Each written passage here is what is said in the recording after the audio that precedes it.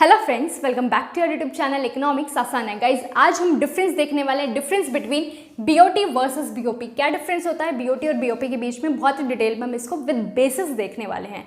So guys start करते हैं आज की क्लास। बात करें बीओटी की, तो बीओटी की फुल फॉर्म क्या है? Balance of trade. बीओपी की फुल फॉर्म क्या है? Balance of payments.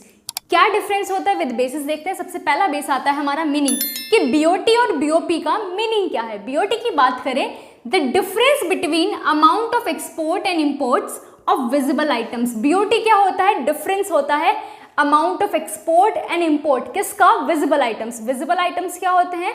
Physical goods होते हैं जिसको हम क्या कर सकते हैं? सीन कर सकते हैं, फील कर सकते हैं, टच कर सकते हैं, मेजर कर सकते हैं। तो यहाँ पर जो हम एक्सपोर्ट और इंपोर्ट करेंगे वो किसका करेंगे? गुड्स का करेंगे। तो बीओटी क्या होगा हमारा? Export of goods minus import of goods. ठीक है। देन बात करते हैं बीओपी की, तो बीओपी का मीनिंग क्या है? An accounting statement that provides systematic record for all economic transaction between resident of a country and rest of the world in a given period of time. BOP क्या है? एक accounting statement है जिसमें systematic तरीके से सारी economic transaction को हम रिकॉर्ड करते हैं, जितनी भी हमारे नॉर्मल रेजिडेंट की रेस्ट ऑफ द वर्ल्ड के साथ होती है एक गिवन टाइम पीरियड में। Given time period generally accounting year होता है, जो कि हमारा 1 अप्रैल टू 31 मार्च होता है। ठीक है। तो यहाँ पर सारी इकोनॉमिक ट्रांजैक्शन हम रिकॉर्ड करते हैं। बीओटी में क्या था? सिर्फ विजिबल आइटम्स रिकॉर्ड कर रहे थे, बट बीओपी में सारी इकोनॉमिक ट्रांजैक्शन रिकॉर्ड करते हैं जितनी भी नॉर्मल रेजिडेंट की रेस्ट ऑफ द वर्ल्ड के साथ होती है। देन आता है कंपोनेंट्स। क्योंकि बीओटी में सिर्फ विजिबल आइटम्स रिकॉर्ड हो रहे हैं, तो यहाँ का जो कंपोनेंट आता है हमारा बीओटी का, वो विजिबल आइटम्स होगा। सिर्फ विजिबल आइटम्स की ट्रांजैक्शन हम इसमें रिकॉर्ड करेंगे, export of visible items and import of visible items. ठीक है। बैलेंस ऑफ पेमेंट में क्या आएगा हमारा? विजिबल आइटम्स आएंगे, मतलब फिजिकल गुड्स आएंगे, साथ साथ इनविजिबल आइटम्स आएंगे, मतलब सर्विसेज आएंगे, लाइक बैंकिंग, इंश्योरेंस, जिसको हम फील नहीं कर सकते, टच नहीं कर सकते, मेजर नहीं कर सकते।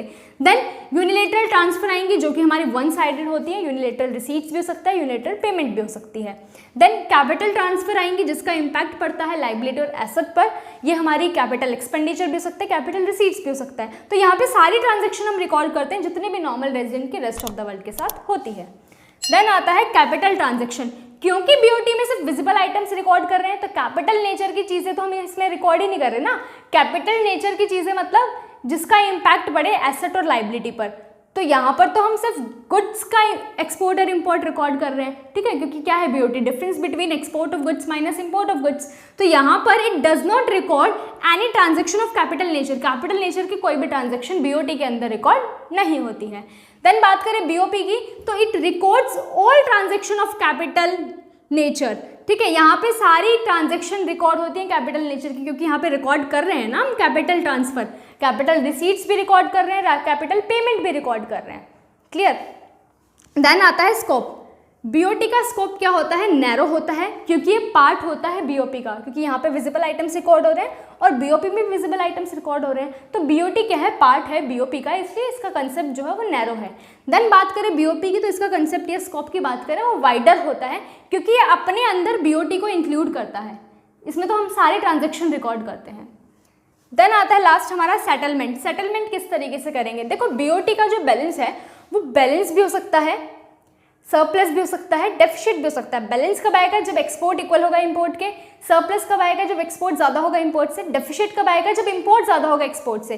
देखो सरप्लस और बैलेंस है तो फिर अच्छी बात है, उसमें हमें कुछ सेटलमेंट करने की जरूरत नहीं पड़ती। बट सेटलमेंट कब करनी पड़ेगी? जब डेफिसिट आएगा, जिसको हम बोलते हैं अनफेवरेबल बैलेंस। अनफेवरेबल मतलब जब हमारा इंपोर्ट ज्यादा है एक्सपोर्ट से, तो बीओटी को हम मीट आउट कर लेंगे फेवरेबल बीओपी से। ठीक है। क्योंकि बीओटी क्या है? पार्ट है बीओपी का। देन बात करें बीओपी, अगर बीओपी में बात करें तो यहाँ पे भी हमारा बैलेंस हो सकता है, सरप्लस हो सकता है, डेफिसिट हो सकता है। बैलेंस कब आएगा? जब क्रेडिट साइड इक्वल होगी डेबिट साइड के। सरप्लस कब आएगा? जब क्रेडिट साइड ज्यादा होगी डेबिट साइड से। और डेफिसिट कब आएगा? जब डेबिट साइड ज्यादा होगी क्रेडिट साइड से।